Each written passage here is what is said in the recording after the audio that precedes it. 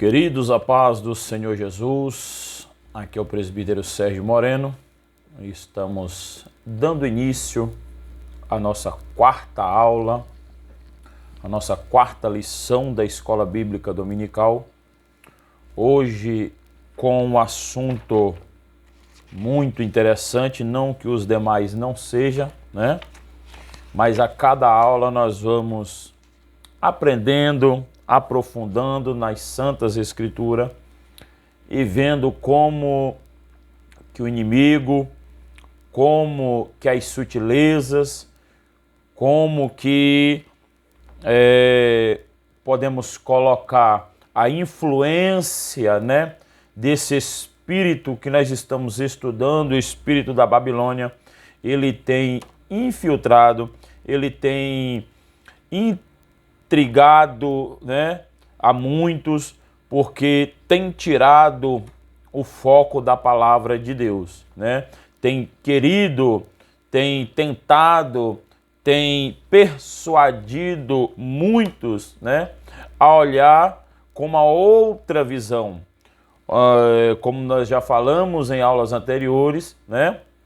Pessoas, homens e mulheres que até então pregando a palavra, professando a fé cristã e que hoje distorce, né, por si mesmo tudo aquilo que ela ensinou, tudo aquilo que ela pregou, tudo aquilo que ele entendia que era correto.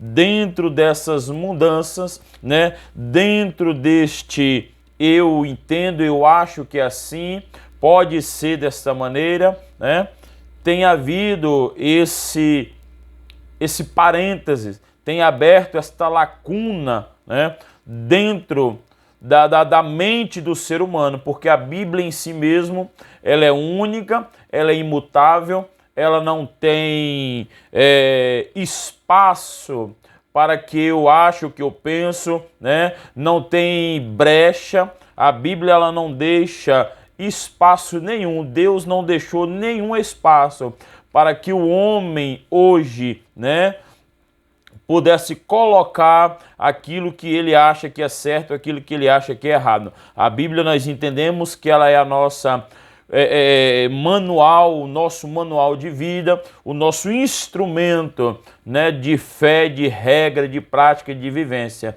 E dentro dela não há meio termo. Deus ele usou o homem, inspirado pelo Espírito Santo, em tempos diferentes, em épocas diferentes, e trouxe para que o homem tivesse um manual, tivesse um guia, né, dentro desses parâmetros, para que tivesse uma vida abençoada. E chegamos à lição de número 4, quando a criatura vale mais do que o Criador. Hoje, o antropocentrismo ele tem tomado conta, né, dos templos, porque não dos altares, né? Hoje é a placa com a foto de A, B ou C, o ser humano é quem opera o milagre, o ser humano é quem faz a cura, é quem liberta. Tirou o Cristo, deixou de ser cristocêntrico e agora está sendo o antropocentrismo que tem tomado conta das igrejas, dos templos, né? Dentro deste conjunto de ações, de doutrinas filosóficas que colocam o ser humano no centro de todas as coisas. Ou seja, Cristo hoje, em muitos lugares, em muitos altares, não se prega mais Cristo, não se fala mais de Jesus, não se fala mais da vinda dele, não é mais ele que opera o milagre, é o fulano de tal, é o pastor não sei quem, é o apóstolo não sei da onde, é ele que cura, é ele que liberta, e esse conjunto tem tomado conta de muitos altares. Esse antropocentrismo tem invadido muitas igrejas e tem tirado o foco principal, que é Cristo Jesus. Nós precisamos entender que o culto, ele é cristocêntrico. Qualquer coisa fora disso é balela, é heresia, né? É coisa fora da palavra de Deus. Cristo, ele precisa e é o centro da minha, da tua vida, da pregação, da igreja. Cristo, ele é o centro. Cristo, ele é o assunto principal. Cristo, ele é o foco. Cristo, ele é a base. Cristo é tudo, né? E quando o homem traz para si ou busca para si essa glória, né? E tem tomado conta, o meu eu, quem faz sou eu, é Deus, é isso, eu sou usado, né? E tem tirado a atenção da igreja, quando a igreja precisa entender que os olhos delas precisam e devem ser voltados a Cristo Jesus. O texto áureo desta lição diz o seguinte: pois mudaram a verdade de Deus em mentira e honraram e serviram mais a criatura do que o Criador, que é bendito eternamente. Romanos capítulo 1, versículo de número 25. Isso aqui é um fato, irmãos, que tem acontecido nos nossos dias atuais, vem acontecendo não de hoje, mas hoje tem tomado uma proporção enorme, tem tomado uma proporção gigantesca, né? Porque tentaram ou tentam mudar a verdade de Deus, né? Fazendo com que ela seja mentira, honrando e servindo mais a criatura do que o Criador, né? Hoje, infelizmente, nós vivemos em uma época, né, em uma decadência, se assim eu posso colocar, espiritual tão grande, né, porque eu honro, né, eu quero ser honrado, eu honro o homem, eu honro a criatura mais do que o próprio Criador, né? Deus não tem sido honrado, né? Deus tem ficado de lado. A honra é para o homem, a glória é para o homem, e nós precisamos entender uma coisa, e ele deixa bem claro: a minha glória eu não divido com ninguém. Ele deixa claro que ele não divide a sua glória com ninguém. A glória é dele e a honra também é toda dele. Verdade prática: a exaltação da criatura acima do Criador e a usurpação da glória divina pela mentira e verdade humana. A usurpação tem usurpado a glória de Deus. O homem tem tomado a glória de Deus para si. O homem tem tomado a glória de Deus para o seu eu, para o seu ego, para o eu faço, para o eu posso, sou eu, o mérito é meu. E nós precisamos, já estudamos sobre isso, a meritocracia, ela tem afastado o homem de Deus, porque o mérito não é meu. Se eu sou salvo em Cristo Jesus, o mérito é dele que morreu na cruz pelos meus pecados. Eu não tenho mérito algum. O homem em si, ele não merece crédito nenhum, né? Porque por mim mesmo eu não seria capaz de me salvar. Por mim mesmo eu não estaria aonde eu estou. Se não for pela graça, se não for pela misericórdia de Deus sobre as nossas vidas. Eu quero que você nos acompanhe na leitura bíblica, né, em classe, que se encontra no livro de Romanos, capítulo de número 18, né, ao versículo, capítulo de número 1, perdão, né, do versículo 18 ao versículo 25. Porque do céu se manifesta a ira de Deus sobre toda a impiedade e injustiça dos homens, que detêm a verdade em injustiça, porquanto que de Deus se pode conhecer, nele se manifesta, porque Deus lhe manifestou, porque as suas coisas invisíveis desde a criação do mundo, tanto o seu eterno poder como a sua divindade, se entendem e claramente se veem pelas coisas que estão criadas, para que eles fiquem inescrutáveis. Porquanto, tendo conhecido a Deus, não o glorificaram como Deus, nem lhe deram graças, antes em seus discursos, e desvaneceram. O seu coração insensato se obscureceu. dizendo-se sábios, tornaram-se loucos e mudaram a glória de Deus incorruptível em semelhança da imagem do homem corruptível, e a de aves e de quadrúpedes e de répteis, pelo que também Deus os entregou a concupiscências de seu coração, a imundícia para desornarem o seu corpo entre si, pois mudaram a verdade de Deus em mentira, e honraram e serviram mais a criatura do que o Criador, que é bendito eternamente. Amém. Romanos nos traz uma palavra, queridos, e o escritor deixa claro, né, sobre o coração, sobre a mudança. Perceba o quantos vem dizendo, né? O homem tem honrado mais a criatura do que o Criador. E é por isso, a palavra dele começa dizendo: porque do céu se manifesta a ira de Deus sobre toda a impiedade e injustiça dos homens que detêm a verdade da injustiça, porque o que de Deus se pode conhecer nele se manifesta, porque Deus lhe manifestou. Ou seja, estão achando, parece que essa palavra aqui não vale mais nada. Deus está concordando, Deus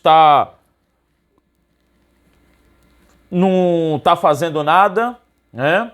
Deus não está nem aí, mas a Bíblia é clara em dizer que Deus, ele manifesta a sua ira contra toda a impiedade, contra toda a injustiça, né?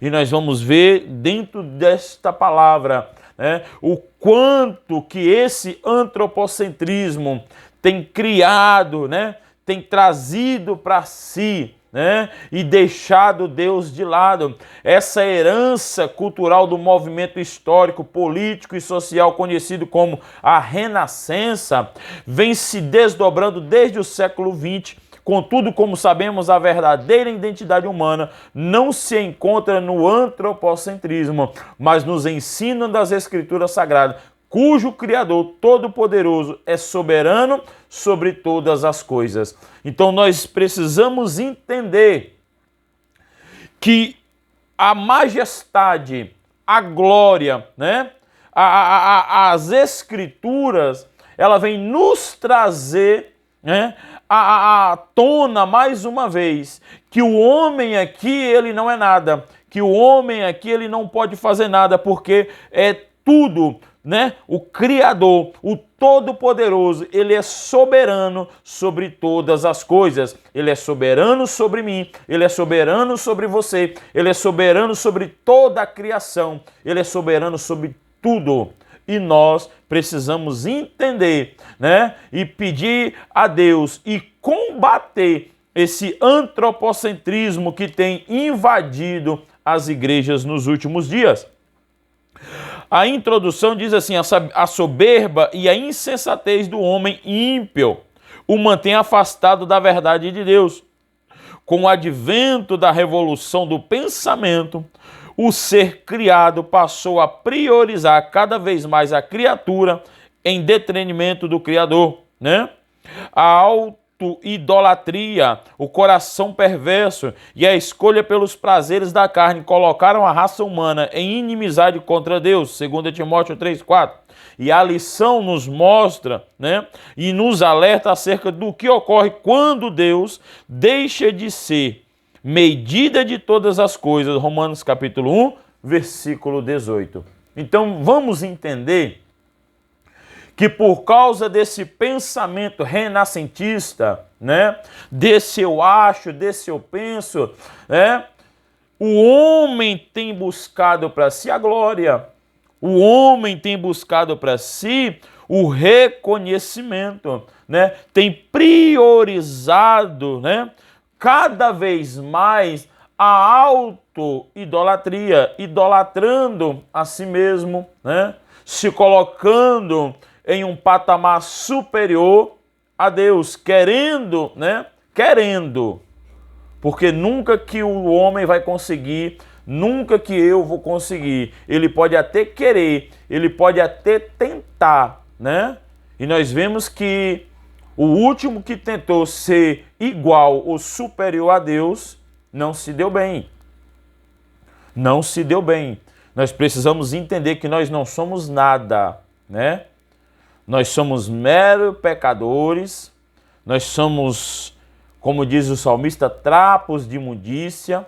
No pecado nós fomos gerados, né? Mas vem uma glória, vem uma misericórdia, vem um homem, né, que se despiu da sua glória, se fez maldito por nós, levou sobre si todas as nossas dores, todas as nossas enfermidades, né? Foi à cruz do Calvário, entregou a sua vida, porque a morte não teve poder sobre a vida dele, ele se entregou para que nós tivéssemos vida em abundância. Então nós não somos nada, nós não temos direito de exigir nada, nós não somos melhor do que nada. O Todo-Poderoso, o Senhor, o Criador dos céus e da terra, o poder é dele e está nas mãos dele, e é ele quem faz todas as coisas. O tópico de número 1, o desprezo à verdade, a impiedade e a injustiça, né? O termo impiedade é a tradução do grego acebeia, que significa irreligiosidade, e ele se refere-se à decisão de o ser humano de viver como se Deus não existisse. O ser humano, ele tem procurado, ele tem buscado viver como se Deus não tivesse nem aí. Como se Deus não existisse, né? Como se Deus fosse um qualquer. Um popular mais claro, como nós ouvimos aí hoje, um Zé Ninguém, um abestado, né? O homem tem tratado Deus como se Deus fosse qualquer coisa. Eu posso colocar Deus no canto da parede na hora que eu querer, eu posso exigir o que eu querer, eu posso fazer o que eu querer, né? Detendo a verdade pela injustiça. Em sua impiedade estão sufocando a verdade de Deus, né? O termo revela não a atitude emocional de Deus, mas sim as sensações do pecador, que é punido. A ira é a manifestação escatológica do julgamento do juízo de Deus. Capítulo 2, versículo 5 de Apocalipse 6, 1 e 16. Né? Que nós já começou a operar desde Cristo. A ideia de que Deus é ira não é mais antropopática do que pensamento de que Deus é amor. Deus é amor e ele não castiga. Deus é amor e ele entende. Deus é amor e ele concorda com o que eu penso, com o que eu acho, com o que eu faço. Deus, ele é amor, mas ele também é justo. E Deus é amor e a sua justiça há de chegar a todos, né? A razão pela qual a ideia da ira divina está sempre sujeita ao mal entendidos é que a ira entre os homens é eticamente errada. E contudo, mesmo entre os homens não falamos de ira justa. E nós precisamos entender que Deus, ele se ira, mas é uma ira que ele não concorda com o pecado. Ele não aceita, né, que o homem viva da maneira que queira viver. O homem foi instruído e é instruído a cada dia a viver conforme a palavra do Senhor, né? O verso 18, no 18, verso 17, a justiça de Deus se revela no Evangelho. Aqui a ira de Deus se revela do céu, ou seja, nos fatos da experiência humana, né? Paulo, não me envergonho do Evangelho, porque não, né, Paulo? Porque é poder de Deus para a salvação daquele que crê, né? Porque a justiça de Deus, isto é, a maneira de como Deus justifica os pecadores, se revela no Evangelho. Então precisamos entender que a ira de Deus se ira. Não pense eu e você que Deus está concordando com tudo que está acontecendo no mundo, ou até mesmo dentro da igreja, porque a lição aqui, eu costumo dizer, irmãos, que a lição não é para o ímpio. A lição não é para o mundo. A lição que nós estamos estudando é para a igreja. É como a igreja deve, né, se manter, né, ou viver neste mundo dominado pelo espírito da Babilônia. O mundo é dominado pelo espírito da Babilônia, mas como que a igreja deve viver? Concordando com tudo que está acontecendo, trazendo para os altares, trazendo, né, para dentro da igreja os exemplos do mundo, sem ter uma distinção, sem ter uma diferença.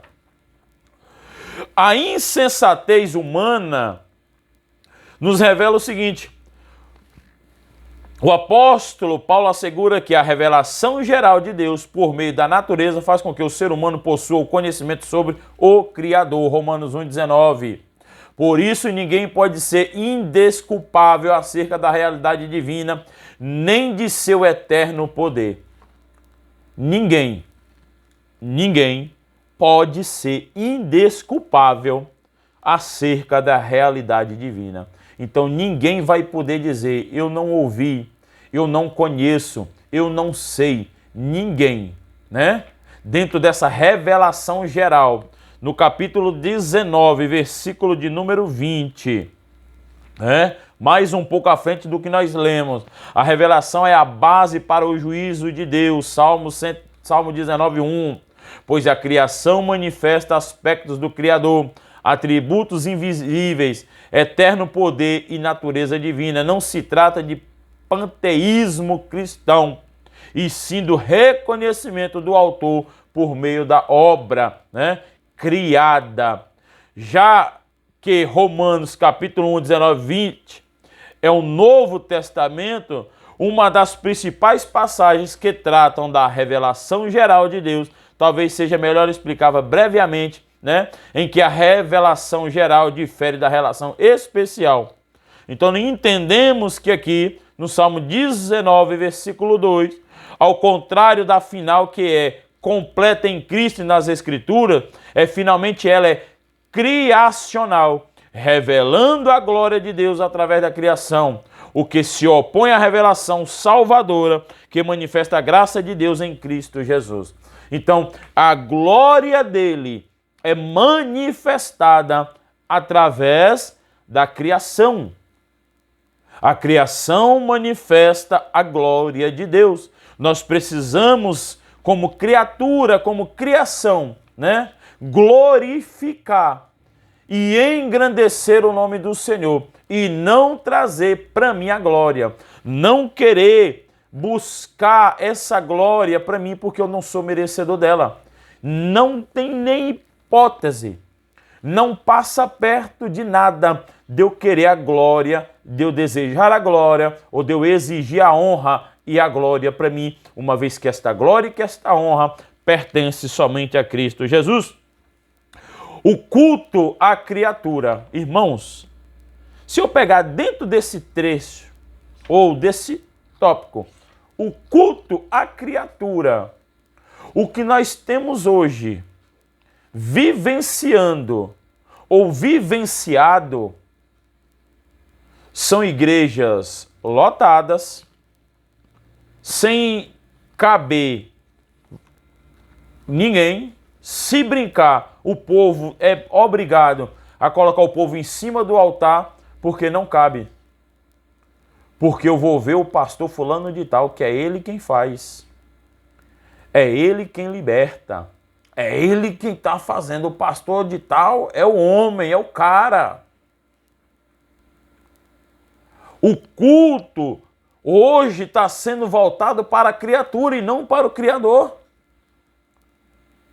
Hoje eu vou para a igreja é porque o pastor tal é que vai pregar. Hoje eu vou para a igreja é porque o grupo A, o grupo B é que vai estar louvando. E quando isso não acontece,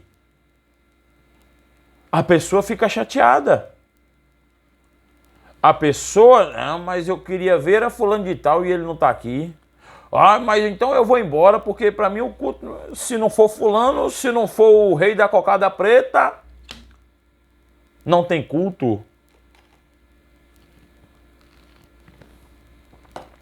E a palavra? E a palavra? E o culto ao Deus verdadeiro? E o verdadeiro culto ao Senhor? Eu quero rapidamente, e eu não posso deixar de passar isso, né? Dentro deste panorama, deixar para os irmãos aqui os 7 passos da apostasia do mundo gentil. Romanos capítulo 1, versículo 21 ao 23. O mundo tinha recebido o conhecimento de Deus, versículo 21, mas mesmo assim, primeiro, não glorificaram como Deus, versículo 21.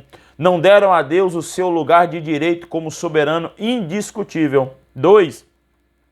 Não lhe deram graças. Aceitaram as suas bênçãos como um direito que lhes era devido, né? Se tornaram nulos em seus próprios raciocínios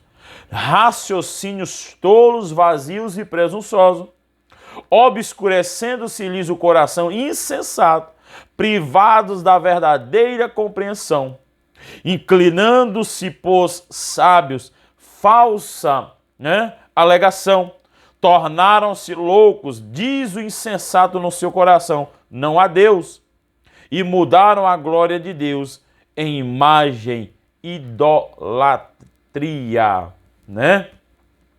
Então percebemos que há uma rejeição do conhecimento de Deus, né? Há uma apostasia, uma disposição mental reprovável, né? A reação de Deus. Deus os entregou, e é o refrão aqui no 24, 26 e 28. Entregou, afastou-se, deixou que os fatos sigam seu curso. E aí a Bíblia diz, do que se queixa o homem? Dos seus próprios pecados. Sabe por quê? Porque entendem, né, e estão buscando distorcer a palavra de Deus. Aqui nós entramos, irmãos, em um pouco da revolução do pensamento humano, né? Esse eu quero crer e eu acredito que tem sido o pior erro da humanidade cristã, por assim dizer. É o que eu penso, é a revolução do pensamento humano. Porque o meu pensamento diz assim, porque hoje eu acho que é desse jeito. Ou seja, aquilo que foi ensinado pelos nossos antepassados, aquilo que eu, né, ensinei, hoje a minha revolução, hoje o meu pensamento, o que eu fiz estava errado, o que eu ensinei estava errado, né? Esse renascentismo, né? A Renascença é um movimento intelectual que surgiu na Europa Ocidental entre os séculos 16 e 19, entre os séculos 14 e 16. A característica deste movimento foi o seu profundo racionalismo, ou seja, tudo devia ter uma explicação racional.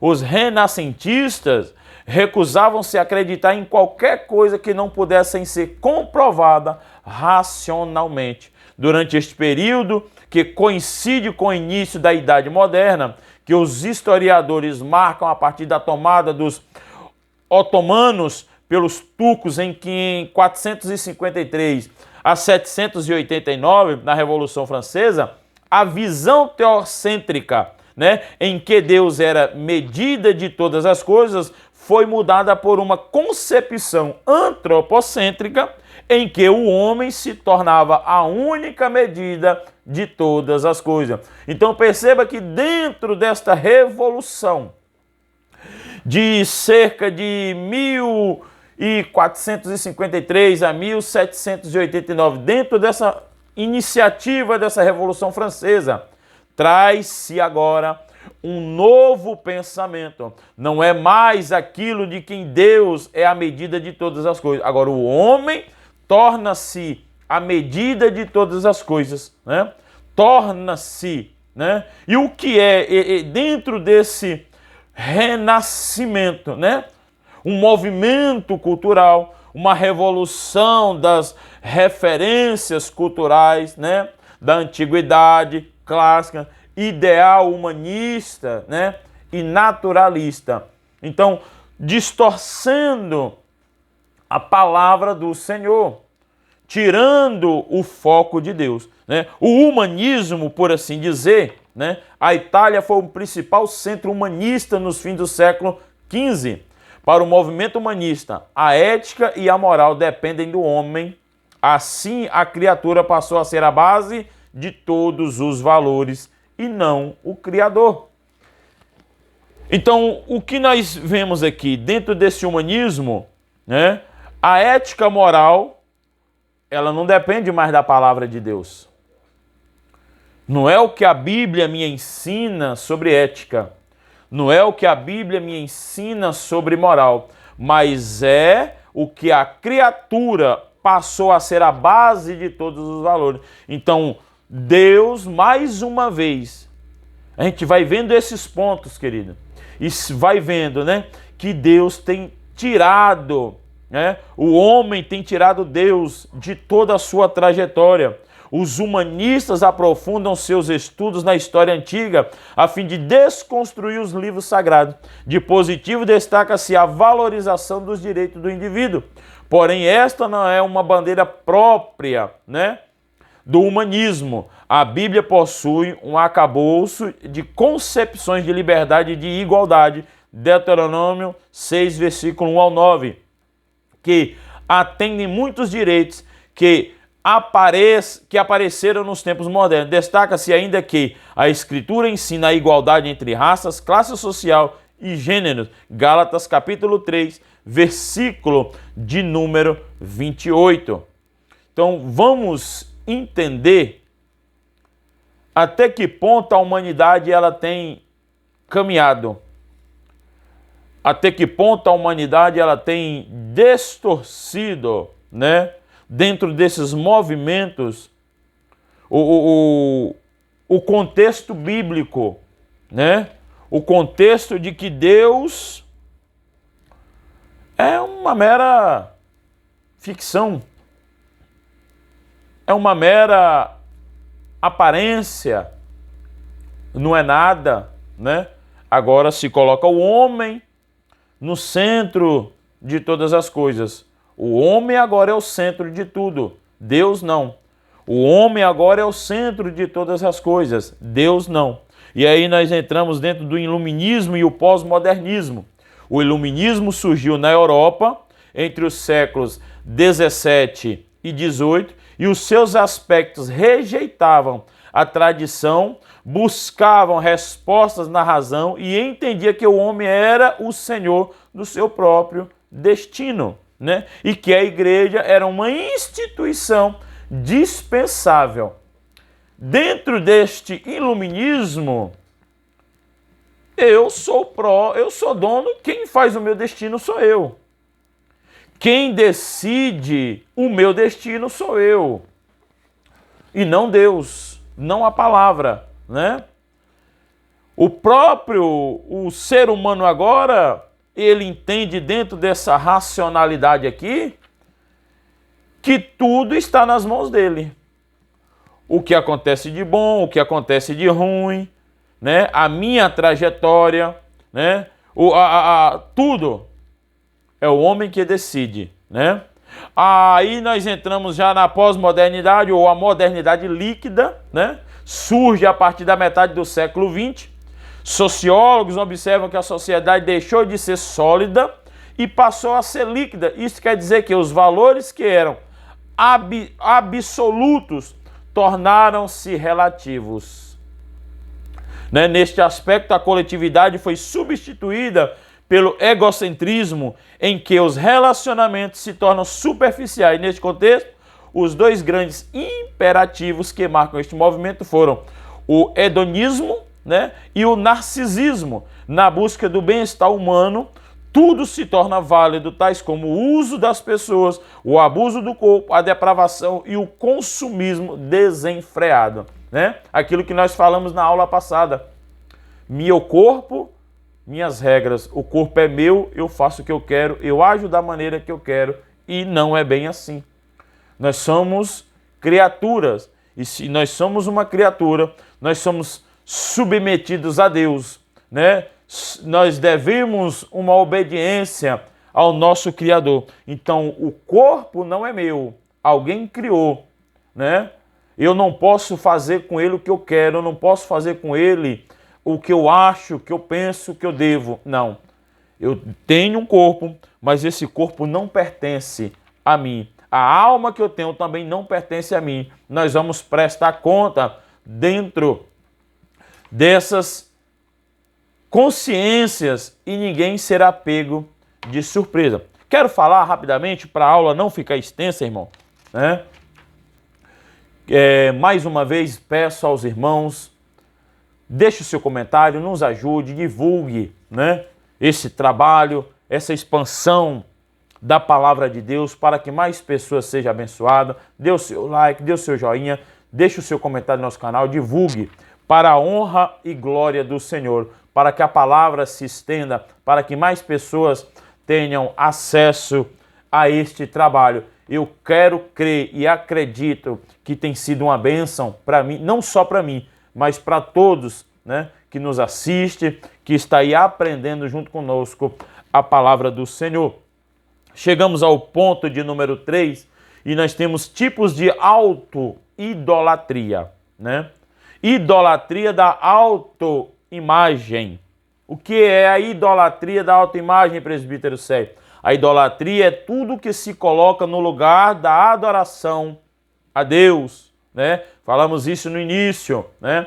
Eu sou o cara, eu sou a última bolacha do pacote, sou eu quem faço. Se eu não tiver no culto, o culto não acontece. Se eu não tiver se não for eu cantando, não tem louvor. Se não for eu na igreja, a igreja não anda. Se não for eu em determinado lugar, nada acontece, né? Trazendo para si uma idolatria, idolatria da autoimagem. É o meu eu quem faz, sou eu quem faço. Eu sou bom, eu sou melhor, né? Neste caso, podemos dizer que o culto à autoimagem é uma forma de idolatria, enquanto Cristo reflete a imagem de Deus, Hebreus capítulo 1, versículo 2 e 3, né? O narcisismo humano reflete a natureza do pecado, João 8, 34.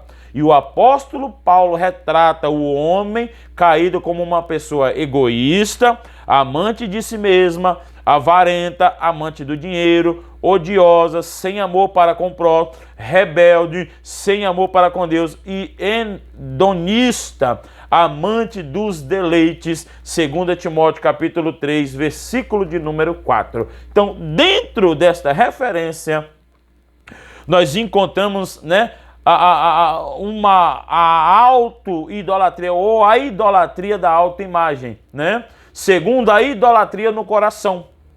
O coração aqui se refere às emoções, à vontade e ao centro de todas as personalidades. Romanos capítulo 9, versículo 2. Ele também é descrito como enganoso e perverso, Jeremias 17, 9. Pois do seu interior saem os maus pensamentos, as imoralidades, a avareza, a soberba, a insensatez. Marcos capítulo 7, versículo 21 ao 22. Em vista disso, Deus condena a adoração de ídolos no coração, né? Como? Eu não me idolatro, mas eu idolatro o meu próximo. Eu crio no meu coração uma idolatria dentro do meu coração. E infelizmente, algumas pessoas chegam a aparentar que adoram a Deus, mas na verdade servem aos ídolos em seus corações, né? Mateus capítulo 15, versículo 8. Assim quem não teme a Deus traz a idolatria no seu íntimo, quando prioriza a reputação pessoal, busca o prazer como um bem maior, nutre tendências supersticiosas e possui excessivos apegos aos bens materiais. Ao contrário desta postura, a fim de não pecar, somos advertidos a guardar a palavra de Deus no coração. E chegamos ao fim, dentro desta auto-idolatria, na idolatria sexual, né? A falha no controle dos impulsos sexuais está associada à sensualidade, Romanos capítulo 1, 27, imoralidade, Romanos 13, versículo 13, a libertinagem, 2 Coríntios 12, 21, a consuficiência da carne caracteriza quem é dominado pelo pecado sexual, Gálatas 5,19. Não se trata apenas da prática do ato imoral, mas da busca intencional e compulsiva pelo prazer sexual ilícito. Romanos 1, 26, 27. 1 Coríntios 6,15. O altar da idolatria sexual edificado no coração. Marcos 7, 21. Então a adoração a Deus é trocada pelo culto ao corpo, a fim de se satisfazer o ídolo da prevenção, da lascívia, por meio de pecados. A orientação bíblica para escapar deste mal é a seguinte: vivam no Espírito e vocês jamais satisfarão os desejos da carne. Queridos, deixa eu finalizar aqui com uma palavra: lascívia. Se nós olharmos dentro do contexto e dentro da palavra de Deus, a lascívia, eu quero um pensamento meu dentro desta lição. E quando nós olhamos para os templos, quando nós olhamos para a igreja, né, a lascívia, irmãos, tem tomado conta, né, a sensualidade, a sexualidade, a imoralidade. Satanás está batendo palma com tudo isso que está acontecendo dentro das igrejas. Satanás está batendo palma, né, com essa pornografia que está acontecendo dentro das igrejas, com essas coisas que estão acontecendo, não é lá no mundo não, são dentro das igrejas, são em cima dos altares, homem, mulher, tudo, obreiros. Precisamos entender mais uma vez que a igreja de Cristo e o império do mal, o espírito da Babilônia está entrando, está sufocando a igreja, e a igreja precisa se libertar, a igreja precisa acordar, aprender a viver ainda neste mundo, ainda enquanto como igreja estamos aqui, a viver em um mundo dominado pelo espírito da Babilônia, mas esse espírito domina o mundo, não pode dominar a igreja. A igreja, ela tem que ser dominada pelo Espírito Santo de Deus. A igreja tem um dono. A igreja precisa ser dominada por Cristo. Cristo, mais uma vez, eu vou dizer, Cristo precisa ser o centro da igreja. O Cristo precisa ser o centro da nossa vida, da nossa caminhada e das nossas atitudes. Enquanto Cristo não for o centro, enquanto eu estiver centrado em mim, enquanto o foco for eu, o foco for o homem, Cristo não vai conseguir reinar. Precisamos convidar Cristo para o centro da igreja, na pregação, no ensino da palavra, nas atitudes, em tudo.